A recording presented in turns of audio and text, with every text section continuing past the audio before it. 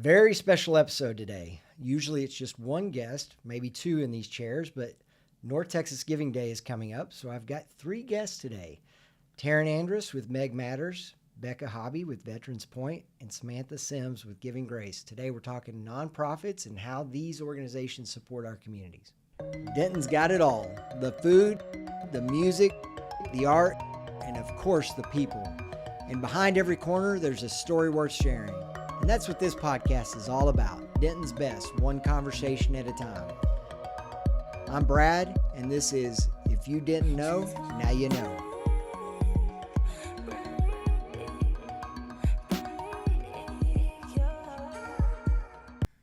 Welcome back to another episode of If You Didn't Know. Very excited to have three guests. I feel kind of like a minority here.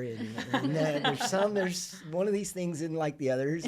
Three women here today. Really excited to have each of you sitting down talking to me about the organizations that you represent and that you're working with, and then just generally, more broadly, nonprofit work in our communities and the importance of that. So really excited to dive into that discussion. Kind of did a little name intro to each of you kind of leading into this episode, but maybe we give each of you a few minutes to introduce yourself and tell us about the organization you work with. Becca, you want to start? Sure. My name is Becca Hobby, and I work with Veterans Point in Denton County, and I have the honor of being the Community Engagement Director. We are a nonprofit that supports military families, veterans and their family members and service members. So we are overseen by the Texas Veterans Commission and the MHMR, which is the mental health authority here for the county. Mm-hmm. And everything we do is done from an angle of peer support. So that means one-on-one peer support groups that are all kind of tailored for activities, wellness activities. We do a golfing group and a crafting group for the spouses. We do some hikes and anything that we can do to bring the veteran community together around just caring for them. And our whole mission is to facilitate connection for them, and connection can look different for everybody. Our big thing is to just embrace them with a loving, caring community that can relate to their lived experiences, much like ours. I am the spouse of an Army veteran, and the gentleman I work with is a Marine veteran. So we come with our own stories, and we're happy to share those to be able to connect with the individuals that we get to walk alongside. Cool. Yeah. And Becca, where's Veterans Point? Where do y'all based? So our Veteran Center actually sits on an equine therapy ranch in South Denton County, is what we say. The address is actually Roanoke, but half of it's Flower Mound. So we're just south of like 1171 in the Flower Mound area, and we have in our Veteran Center we have an art studio, we have a kids zone, we have a full gym, counseling room, and then a playground, a fire pit, anything you can kind of think of that like a community center might have. Yeah. So the whole purpose of that is to just make the veterans and their families feel like they're at home. Mm-hmm. We partner with a lot of clinical entities, which is necessary. Yeah. But we kind of want to just take on that pure community angle to get find any underlying things that they may be struggling with, but just overarchingly, we want them to have people that they can do life with like they did once in the military. Mm-hmm. Is there a specific geographic area you're trying to cover? Or That's a good question. So myself and Casey oversee the Denton County chapter. Mm-hmm. But we allow veterans from anywhere to come to Veterans Point. Yeah. You can be in town from another state. Where it kind of comes down to if there's like a transactional need where they need like financial assistance or housing, that's kind of where the county lines play a part, because we need to find the funding to be able to help them in that way. Mm-hmm. But overall, anybody is welcome there, and we will connect with any veteran or their family member. Great. Yeah. Well, good. Well, we'll learn a little more about that as we go here. Thank you. Thank you. Samantha, you want to go next? Sure. My name is Samantha Sims, and I'm the Chief Development Officer for Giving Grace.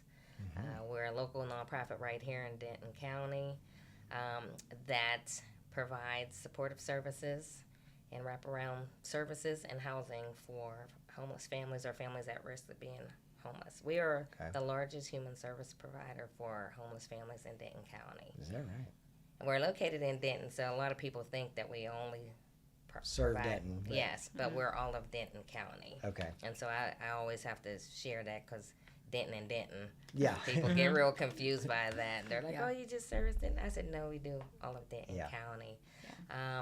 And what we do is very impactful. We do not just put people in housing. We address the issues of why they were homeless in the first place. Our demographic is, the majority is moms and kids, but we do have some two-parent households as well. And what we find is there are shelters here in Denton County, but they're not made for families unless you're sex Right. trafficked or it's domestic violence. And moms are not going to go to a shelter and split up their family to stay in the shelter, so they're choosing to live in their vehicles or stay behind buildings or sleep outside of friends' houses to be able to go in and use facilities. And so Giving Grace has a program called the RISE program. When we come across homeless families, whether it be by a church calling us and saying there's a family sleeping in a car in the parking lot, police officers, other nonprofits, believe it or not, people will call and say, hey, there's a mom and two babies walking down the highway. We will go out and get them, and we put them into our bedtime rescue program, which is a 7 to 14 day in a hotel. Okay. The reason why we do 7 to 14 days is you don't know what those families been through, and the first thing you don't want to do is be jamming Right. rules and regulations and things down their throat. Yeah. And so we allow them an opportunity to decompress, get something to eat, get a shower, get some rest. Yeah. And then our case managers, and then we'll talk to them about what we can help them do. Yeah. And, you know, if they choose to come into our program, then they go into our shelter program. That's 30, 60, 90 days. All of that is way before housing, because you can put anybody in housing, but once again, if you don't address the reason why they were homeless, then it's not going to stay. Yeah. And so I love our program, and I'm pretty excited about it because it's easier to keep a family together than to have to reunify. And a lot of people know that is when you split a family up, it doesn't do well for anyone. Right. It changes the kids, it changes the parents. And once again, that also leads to mental health issues as well. So, Okay. we're just excited to have the support. We're excited to be able to do what we do. We walk alongside of our families. We don't judge them. They've been judged enough. Yeah. You know, everybody makes mistakes. You know, 1 mistake, 2 mistake, 3 mistake. People aren't to be thrown away. Right.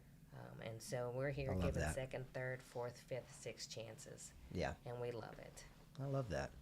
So some of our Denton folks may know this, but kind of talk about it. There were 2 nonprofits that came together to create Giving Grace. Is that right? Yes. So there was a nonprofit called Grace Like Rain, where they focused on homeless families and individuals at that time doing street outreach. And then there was another nonprofit called Giving Hope that focused on the case management side. Okay. And so 2 small ones, but made a big impact when they combined, because now you have complete wraparound services, because all of our families are assigned a case manager. We even have Giving Grace coaches. And so we all know case managers can get a large caseload. And so we make sure they have someone walking alongside of them. But it's the best of both worlds. Cool. Okay. Thank you. You're welcome. Terin, you're up. Teren's my sister-in-law. I should disclose that. But so I know a little bit more about your organization, but I'd love to hear a little more. Give you an opportunity to tell everybody about it. Thank you so much for this platform. I really appreciate it to get the word out. Because just like Samantha, I'm just meeting Samantha for the first time and hearing about all that your organization does, and you just now learning about Krum. It's like, Yes. This is how we get the word out about what we're all doing. So thank you for that. I'm Terin Andrus with Meg Matters. I'm the vice president of our organization, and our organization is a local nonprofit that services the Krum community. We provide funding for mental health resources, mental health support staff in schools, like a social worker. And we also are actively engaged in bringing peer-to-peer support groups for suicide prevention into the schools and into the community. We were born out of loss. We lost our dear Megan to mental illness in June of 2021. and navigating that loss with her mother, Kim, who is our president. People close to Megan and in church and the community and her friends and family. When you experience a tragic end to a life, you oftentimes go through all the experiences you had with that person and how you could have maybe made a difference in that life. And so we took our life experiences and we said, we've got to change something. And we don't know what we're going to do. We don't have a plan for this organization, but we just know it starts with a conversation to break down the stigma around mental health. It's just not fair to our youth, for us as adults, not to be able to talk about it, right? And open the doors for youth to be able to talk about when they're not feeling well. So we took that charge and had some really soul-searching conversations with people that we knew and loved, and got together a big force of volunteers and just started the work. We met with our superintendent, Dr. Cochran, in Krum ISD, and said, when Megan started experiencing difficulties, it was in middle school, and unfortunately the counselor did not have any mental health resources to give. We are in a rural community. If you look, it's not hard to find state funding for social workers, just doesn't really exist. It's not a priority, unfortunately. And so we just took the charge, and thankfully Dr. Cochran and Krum signed on to it and said we will get a social worker in our schools. So we started that. Our organization, like I said, we didn't really have a game plan. We just knew we wanted to have conversations and make some impact. And so once we met with him and decided that's what we were going to do, we started raising funds through a community walk. And I don't know if this can segue into how I even met Becca, but we don't do galas. We just do fundraising through a community walk and get sponsors. And our whole goal with the community walk was to bring community together, because we believe that prevention is connection. Like when you are connecting with people face to face, meeting someone and going, oh, I know a veteran that needs some help, and I know Becca, and I know Becca answers every call, so I am going to be a connector here. And so what's beautiful about the walk that we use as our main fundraiser to pay for the social worker in the schools and pay for our scholarships that we give out to seniors,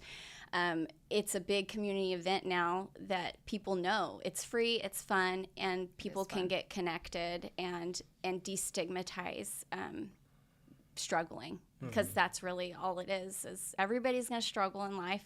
So having your support system there with you to know it's okay to reach out is what we're trying to do. I love it. That's awesome. Well, tell me, do you have a story or two from now you've got the counselor in the schools? How's that been? Yeah, so, there was a road to get to the counselor. Yeah. There's always a road.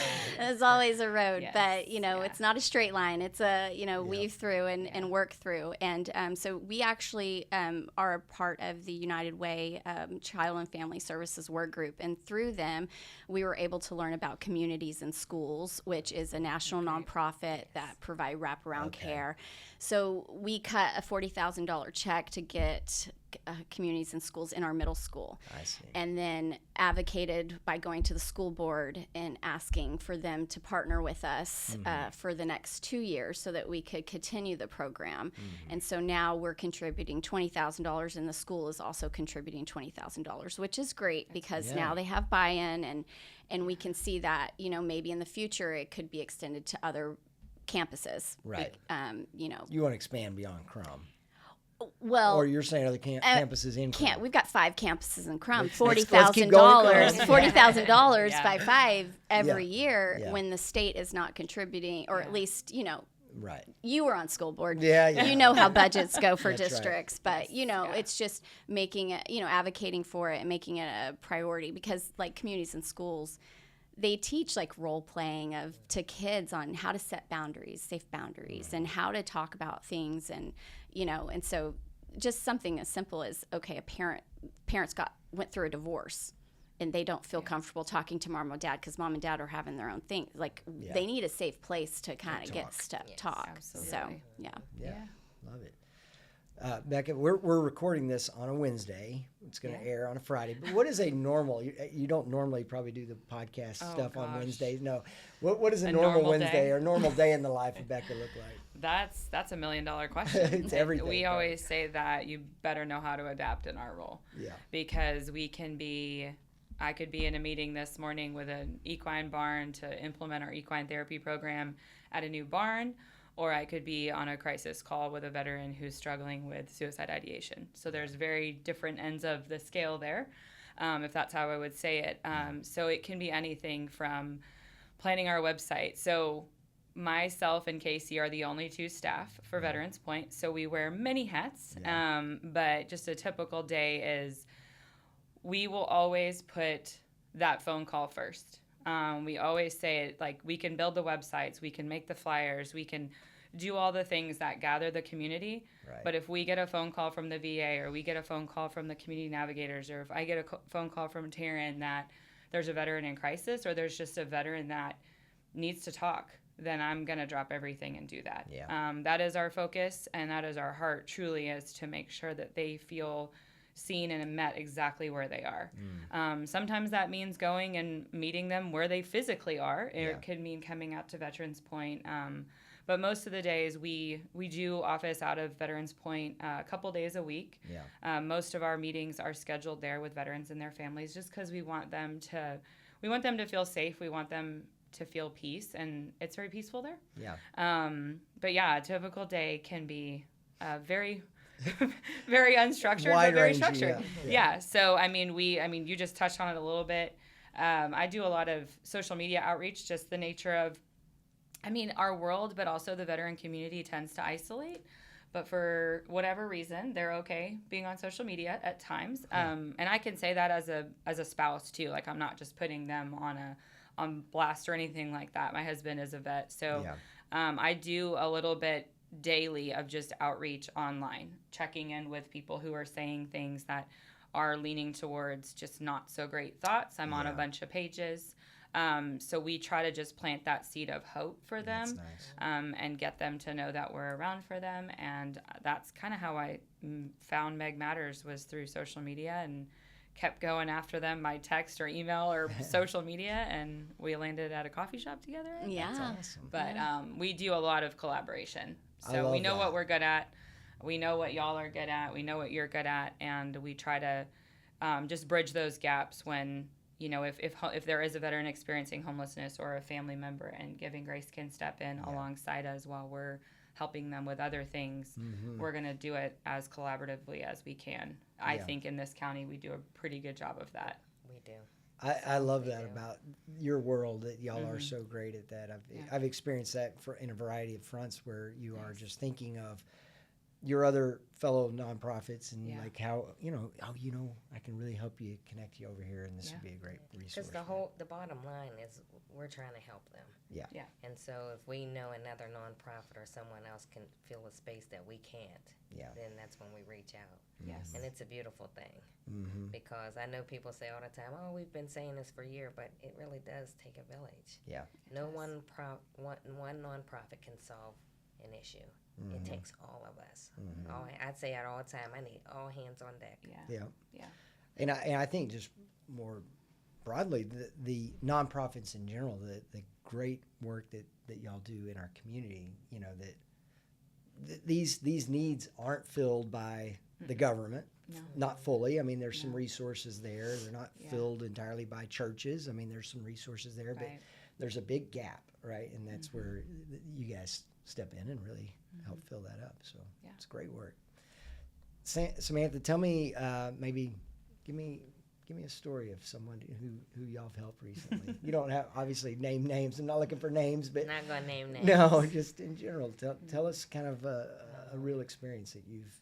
So there's been several, but one that sticks out to my mind, because this young lady she's just a phenomenal mom. She was living with her grandma, and one day grandma's no longer here, and the place that she was living, the house that she was living, didn't belong to her, and so now she has 2 twin boys that are 2 years old, and just stuff and no place to go. Wow. And so she got whatever she could into a storage bin, and then her and her babies was sleeping in a car. And someone referred her to us. She connected with a couple of our case managers, and she was doing the work. She did the work. And I'm also a Rotarian. And so our Rotary does a give back every year. And the give back was moving her into her own place. She hadn't had her place in a long time. And I think one of the stories that she told me that almost broke me was she has an older son and then the 2 babies. And they were sleeping in a car outside of a friend's house.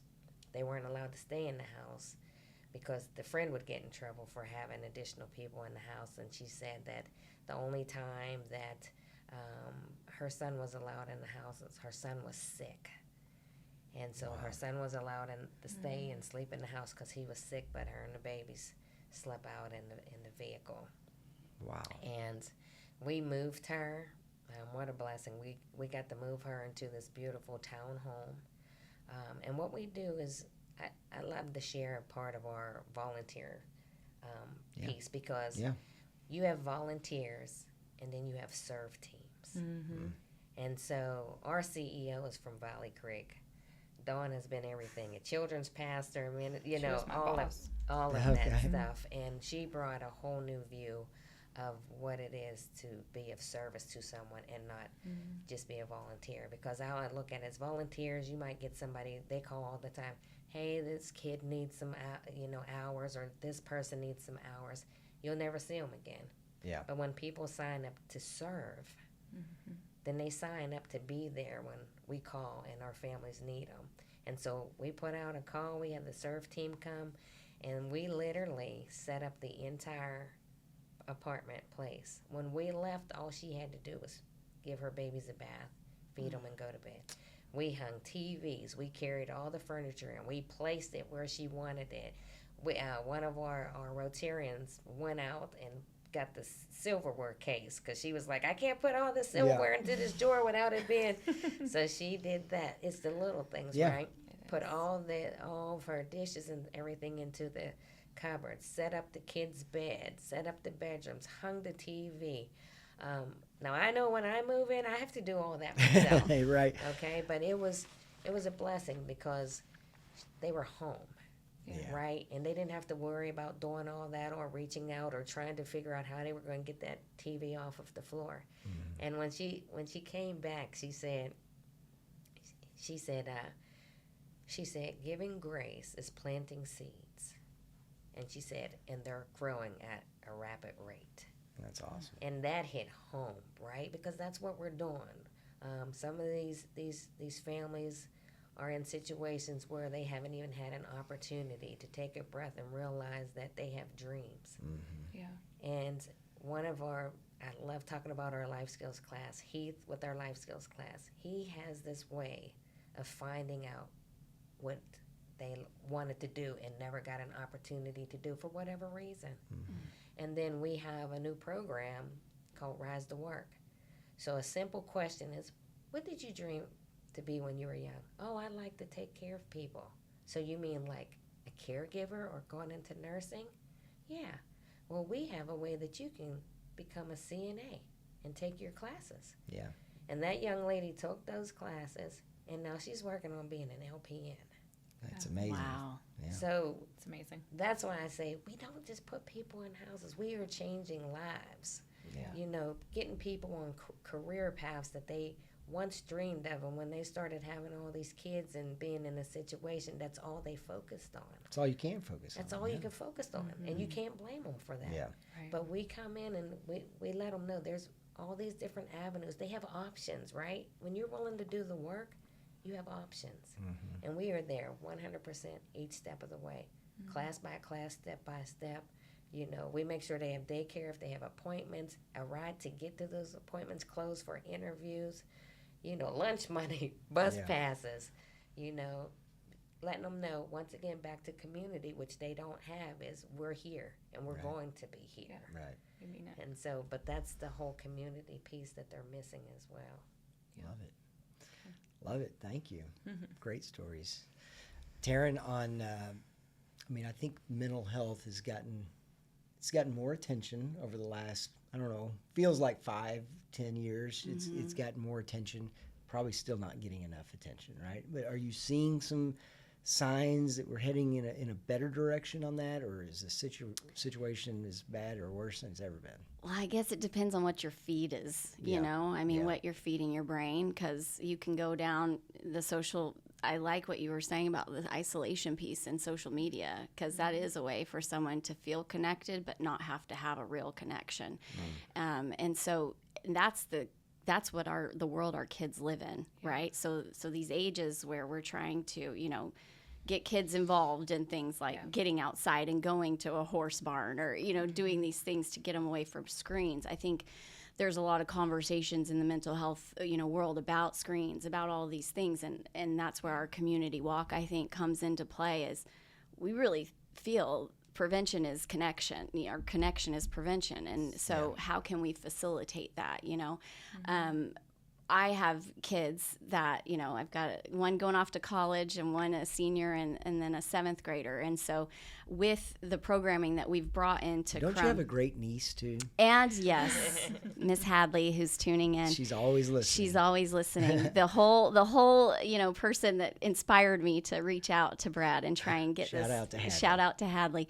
A story, there too, kids are typically the first ones that hear about if their friends are suffering, right? And so, like we tried to bring in Hope Squad. Hope Squad is a great program that was started in Utah that addresses, the signs and symptoms of depression and how you can be a safe place, but not a therapist as a teenager, and when to bring in someone like the counselor or a sponsor or a safe adult or 988, learning for kids to know that 988 is a crisis line that's 911 for your brain is crucial. For parents to know that, it's crucial. For the community to know that, it's crucial. Now you know. Now you know. If you didn't know, now you know. 988. Yeah. So, I think it's great that we're having these conversations, but we do need to address that, COVID did a number on a lot of people. There's a loneliness epidemic that was, the Surgeon General came out after COVID that said this is an epidemic, a loneliness epidemic. So when the Surgeon General says that, it's a big deal.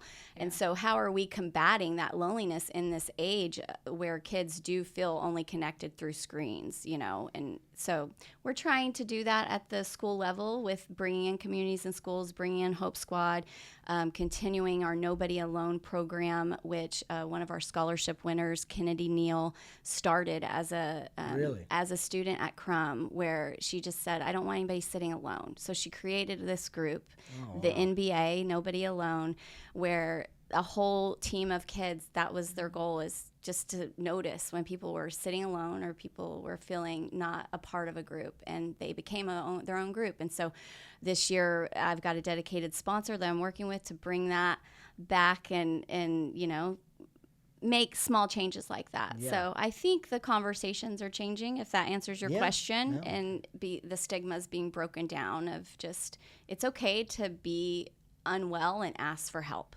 because it's life. And there will be points where you are unwell and need help. So let's just learn how to address it before it becomes a crisis. And I'm sure you see that a lot, right, Becca? Especially with the veterans, like they're just used to being the tough guys and gals, and like I got this, I can handle anything, and probably hard for them to ask for help sometimes. Yeah, it's my husband was 82nd Airborne, and that what most people don't know is, like, you don't ask for help. Like, you don't ask for it. You don't go to medical. You don't do any of that. You just kind of pull your bootstraps up and you keep going. And what, transition from the military looks like for a lot of them, that it's just like, okay, here's your DD-214, you're out. There's no transition. There's no training to now be a civilian, but you've been trained for, 2, 4, 6, 20 years to be and operate from a military perspective. And a lot of that is team component. You are as strong as your weakest link in the military. You're all team. And when you get out, and like my husband got out, and they're like, well, where do you want to go? Because he wasn't going to go home, which was Chicago. So he came here to marry me, but he had nobody here. Yeah. And so for so long, I mean, that's a huge part of our story is I didn't know how to be on the other side of PTSD, trauma, any of that. I had my own stuff. Like, I'm not sitting here innocent saying I don't have my own stuff. But especially in the military community, you just don't really talk about it. But it's still killing. You know, suicide rates in the veteran community is still 22 a day on average. And we really believe like the best form of suicide prevention is community, is being around other people, is pulling them out of isolation. And so when we created everything we've done, I mean, it's not as attractive to a veteran or even a spouse to say, hey, let's sit around the table and talk about our PTSD, because then you're also giving power to that diagnosis. And our hope is actually to look at the healer or the healing component, or how did you get through it, versus always focusing on like this diagnosis. The diagnosis isn't who you are. It's something you struggle with. It's something you walk with. And so we just kind of shifted things in a sense of like, I can get veterans to go hiking. I can get them to go golfing. Yeah. I've sat on a golf cart with a veteran, and within 3 hours, I know that he's attempted suicide and he's still alive. He's been to prison, and he moved to Texas and was homeless within 3 hours. Yeah. There's just that lived experience that happens. There's this credibility, I guess. But also, you can be a civilian and be in our world. Right. And if you ask the right questions and you lean in and you don't focus necessarily on how the trauma occurred, you focus on the symptoms and the healing, then trauma's trauma. Like we've all experienced it in some way. So, I mean, we try to pull them out of isolation. And with social media, I always say, like, you can find whatever you want to hear. Yeah. You know, you want to stay down in the dumps, guess what? Your algorithms will keep you down and on a spiral. But you can also, a lot of veterans I talk to, I'm like, you willing to pull your phone out? And they're like, what do you mean? I'm like, I want to know, like if you're willing to trust me, let's look at what you're following. Let's look at what your algorithms look like. Because if you're coming to me seeking assistance to increase your mental health rating, are you willing to also figure out what the root is of the mental health rating? Yeah. And so just having that accountability, and the veteran community is pretty black and white. Yeah. So like they'll either fight me or they'll be like, sure. Yeah, I'll trust her. And most of the time it's that. Like somebody cares enough to ask me about what I'm looking at. So, yeah, I mean, it's similar to the teen, the teen world. We as adults do the same thing. Mm-hmm. So we have to be the model to them to have screen time on our phones and be in outdoors. So a lot of what we do, again, I go back to, we try to naturally get people outside. There's a freedom in the outdoors, but it's not everything, you know. So, yeah. I love it. Well, I think everybody here needs probably some dollars to do the good work that you're doing, right? And you talked about the money that you're spending to provide the resources in the school and everything that you guys are doing. Yeah. I think y'all have a big project that you're working on, don't you, Samantha? Yes. What are y'all working on? Yeah, so we actually have 15 acres down by Ryan High School on East McKinney Avenue where we are building our own Love First community. Yeah. People's like, what is that? Well, one of the things I wanted to say too, Becca, when you was talking about crisis, our family's been living in crisis so much they don't even know they're in crisis because it's normal to them. Just normal life. It's just normal life. And so when you're talking crisis, they're like, I'm not in crisis. And we're like, right. You're homeless. Yeah. That's crisis. But that's how they've just been living. So when you bring it to their attention, some of them, like you said, will fight it, and some of them will be like, help me. Yeah. Yeah. Because they don't know any better. And so one of the big things with the Love First is it's going to remove barriers. Mm-hmm. Because we have families that are all over Denton County right now. And what is amazing is we have second chance landlords. Yeah. Because if you don't have, a crazy arrest record and it's just misdemeanors, they will still be able to do an application and things like that because they're in our program. But what happens is when we have certain things, because they're all over the place, it's hard to get them to and from, right? Yeah. So on the Love First campus, we're putting our shelter. Our shelter actually is up. We just did a scripture walking and praying over the property. I mean, we have walls and we have windows and stairs. I saw a bathtub. Like, we're so excited. It's getting like, real. Bathtub Yeah. is getting real. So we are on target to get keys in Thanksgiving. Great. The family shelter suite will hold 20 families. It has 80 beds. Wow. 80 beds. And the reason why it's set up like that is because we do have some families that have 4 to 6 kids. And so it's almost like a hotel room. There's a connecting door, but it's a bigger suite for them. That is the shelter that is for 90 days. So once again, 30 days, they have goals. 60 days, they have goals. 90 days. But on that entire property will be playground, community garden, event space, a life skills building with a classroom, and an event space for me that holds 300 people, because I won't have to pay all these hotels and places to hold fundraisers. There you go. That's amazing. But the best part about it too is us also supporting other nonprofits by allowing them to use the space as well.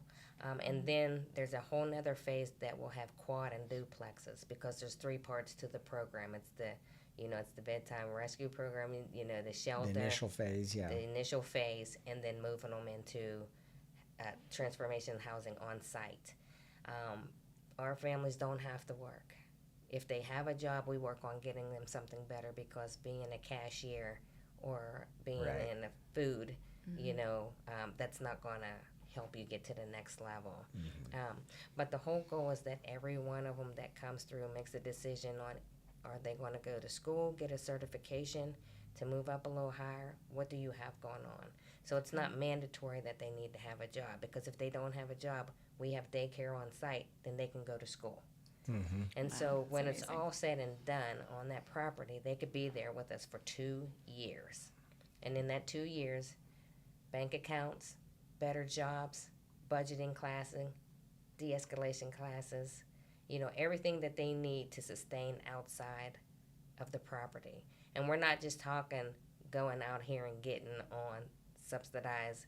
We're talking walking away and being able to sustain without government assistance.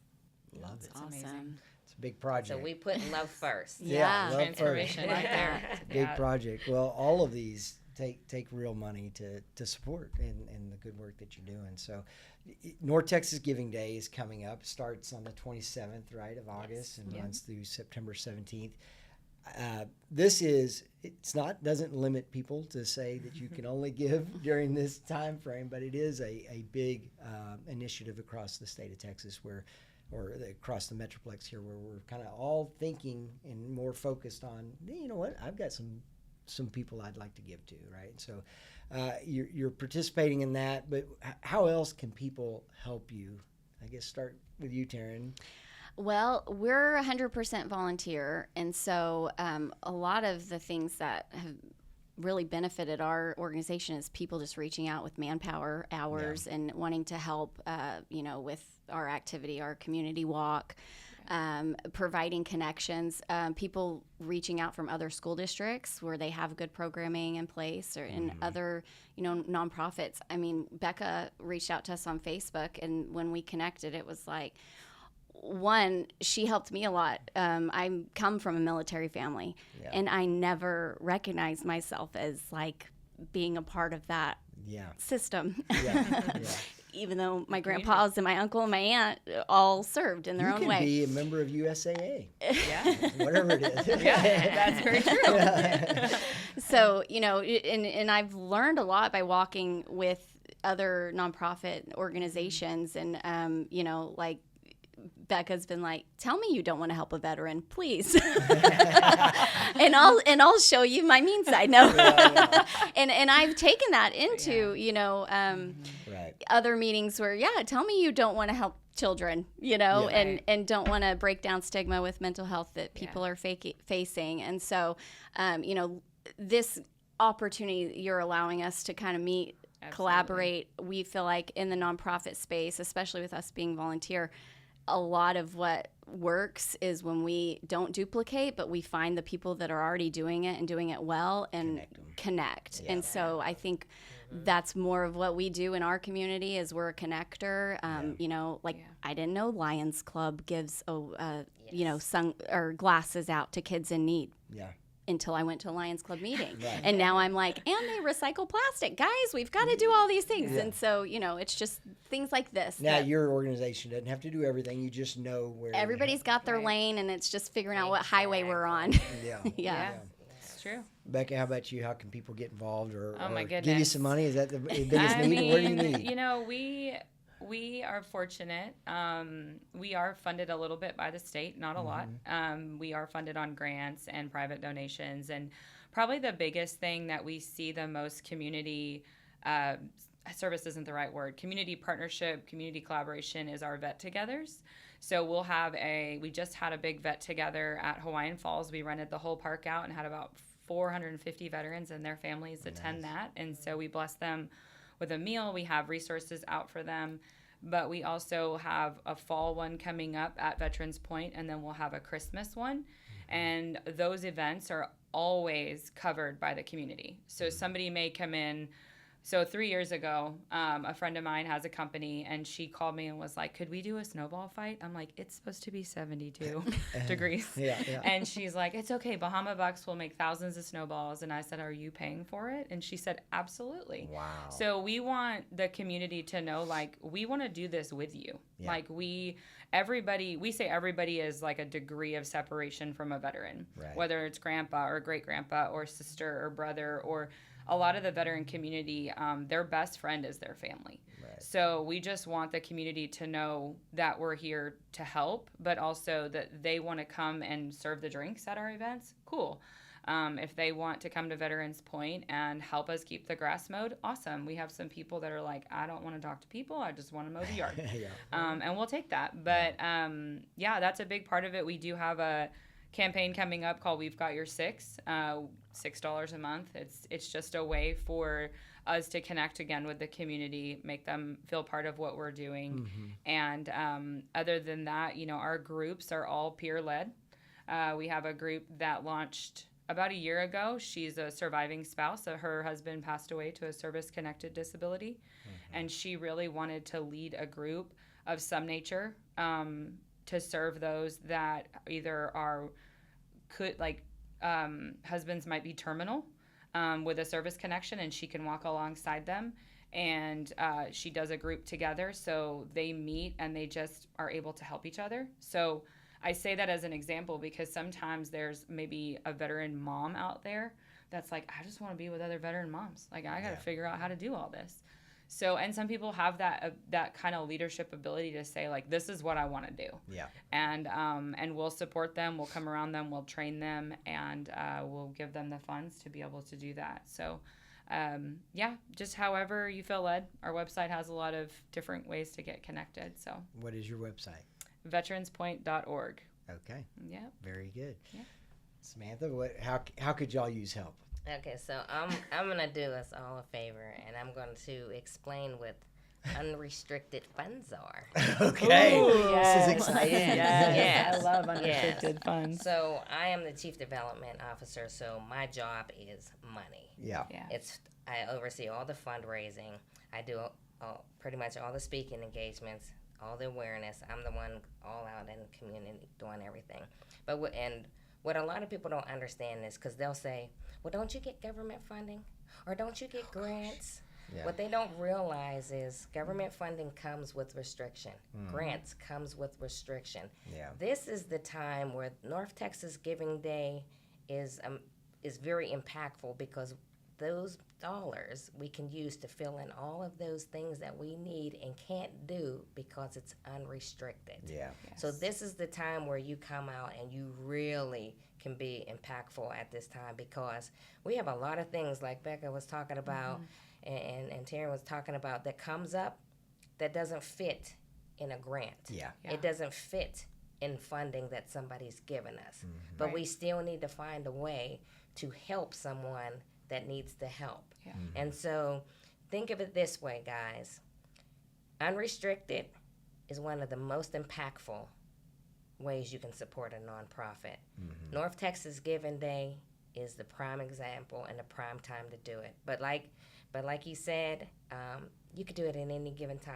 Sure. And so Giving Grace, I'm looking for monthly donors. Yeah. Like Becca, you would put the coffee down for just a couple of months and you wouldn't believe the impact that you can make with that. People are paying $14 for a cup of coffee.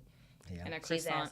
She's asking for $6. I'm looking for 10. Yeah. Right. You know, Yeah. just do it. I always say, you put that on your credit card, you don't even know it's gone. No, Don't even it's think true. about it again. Yeah. You can. We have kits for our families that move into housing. Yeah. We have an Amazon wish list on our website. You know, That's an easy way. that's an easy We're way. on Amazon all the time. We have Exactly. wishes too, When yeah. I tell people, when you purchase something for you, purchase something for a nonprofit. You know. Y'all have That's got true. that as well, Becca? We do. Yeah. We do. Yes. Yeah, it's on our websites. And when people say, I tell people everybody can help, right? Because a referral goes a long way. The majority of the people that I meet have networking groups. Right. Invite me to speak. Invite me to your group. Tag me on Facebook. Tag me. Yeah, tag Veterans Point or Giving Grace Yes. or Meg Matters on Facebook. Yes. Yeah. And so we have plenty of opportunities. When we get on our site, there will be amazing opportunities. And I'm looking forward to that, because when we talk about community and healthy, our mission is empowering people with pathways through healthy living and the love of Jesus. We pray for, we pray with, we pray over. You know, Amen. that's just what we do. And our website to learn more is givinggrace.org. Wow. Very Thanks, nice. Sam. Samantha. Yeah. Yeah, Thank you. All of you have Thank done you it. for teaching me. Yeah. Yes. Yes. Well, I'm all of here y'all. for us. Yeah. I love it. Unrestricted fun. Unrestricted. Yes. All of y'all done a great job. Did you have something else? I Becca? did. Yeah. It's bad that I always completely No forget. problem. But we have a veteran equine riding program called Freedom Reigns, and that's also a way to get connected. We always need serve team individuals to come help at the barn to support that. It's an 8-week program. It's all centered around veterans and their families around the horse and what the power of the horse can do. So Cool. very I'd good. like to share something else Yeah. too. Yeah. We also have client events. We have an amazing donor that she does all of our client events. She does back to school. She does Thanksgiving. We do Christmas. We do a Christmas store every year, and we reach out for coats and all that things. We have our families come in. They shop for free for all of their kids. We have a gala that's coming up Saturday, October 3rd at the Royal Affairs Ballroom right in Old Town Louisville. Reach out to about being a sponsor, or just come and learn more. And one of the big things I love to talk about is our business partnership. You can become a business partner with Giving Grace, and half of your partnership is unrestricted, and half you can use to go toward any of the events or galas or golf tournaments or a casino night. So you don't have to worry about me coming back twice, because you're already sponsoring. Yeah. I love it. That's awesome. And can I plug Absolutely, yeah. our community walk, Yeah. which we will have next year in April, at the end of April. And we are always, happy to have sponsors, and that's how we, fund our scholarships and communities and schools. And it's just an awesome activity. So anybody that would want to, give in North Texas Giving Days campaign program, or just contact us directly through our Instagram, we would love for you to help and walk alongside us in planning the community walk activity. Awesome. It's Can great. I ask the lady something? Yeah. You ask a question. Oh gosh. Becca, if you had just one thing that you would like to say about Veterans Point, what would it be? One thing. Just one thing. When you think about everything that you see, everything that you do, and what you guys are trying to accomplish working with these veterans, if you could look at someone and they say, tell me what I could do for you, what would you say? I would say, if you know a veteran, refer them over to us. And I know that's so simple, but it's not. People don't know we exist. And I landed there 5 years ago, honestly, in desperation myself. I was on staff at Valley Creek with Dawn, and I landed there in the perfect timing, because I needed the community that I was given. So really, truly, if the referral thing, like, we are here to help. We are here to love on, care for. If you know a veteran, if your dad's a veteran, if you're a daughter that's like, oh my gosh, I just need to know more. That would really be it, honestly. Yeah. That's awesome. What about you? Well, I think for us, again, 988 is, I was just in the airport coming home, and there was 2 moms, well, grandmas, and a grandpa talking about someone in their family that was experiencing depression. And when you do this work, you recognize when someone's being real when they're talking. It cuts through all the surface stuff, and you notice and pick up on things when people are like desperate for information. And so I was just in the line, and I was with my 2 girls, and I was like, they hate it when I talk to strangers. Don't talk, don't insert yourself here. Don't insert yourself here. But it just kept coming. Like, and I know you know the feeling when you're like, I need to say this. Absolutely. I will be judged if I don't say this, is kind of how I felt. And so I just, said to them, hey, I need you to know that there's this number, that if you're really concerned about this person needs to know this number, and you need to know this number. It might just be you calling for the person, but 988 is the place where you can text or call and get professional help. And for our veterans as well, there's an option for our veterans. And so I honestly believe getting the word out, not just about our organization, our mission, but getting the word out that it's okay to ask for help, call 988, and, that's what I would share. Well, thank you, because I did not know about 988. What about you? Mine Answer your own question? Yes. Mine is one act of kindness. One small act of kindness can change the trajectory of someone's life.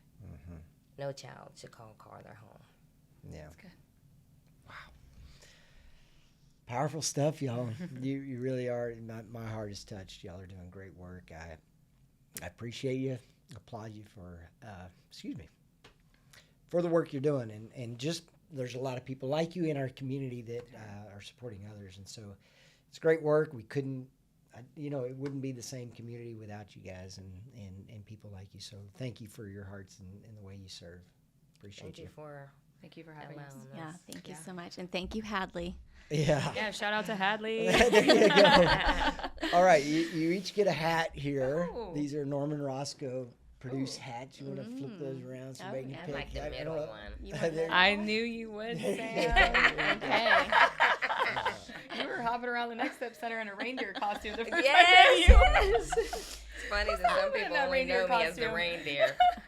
I don't know that I want to fight an 82nd Airborne wife You for can have that the purple one, I'll but take the gray. But I you prefer do that. want the purple. my uncle's 82nd Airborne too. So. There you go. She's willing to fight me. No, but this is more me, then that's more you. Okay. Yes. We'll Thank wear it you. at our next You coffee bet. date. This is Yes. awesome. Where we don't Yes. drink coffee and we submit the funds to a nonprofit that That's needs right. it. Yeah. We go to Zara only. Plug for Zara Zara. and Freedom House. But go to Yes. Zara to drink your coffee. There you go.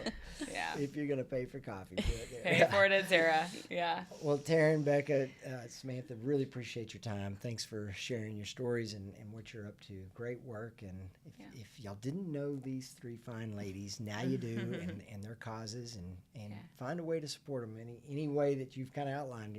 Lots of ways to support you. So thanks for joining us. We'll see you next time.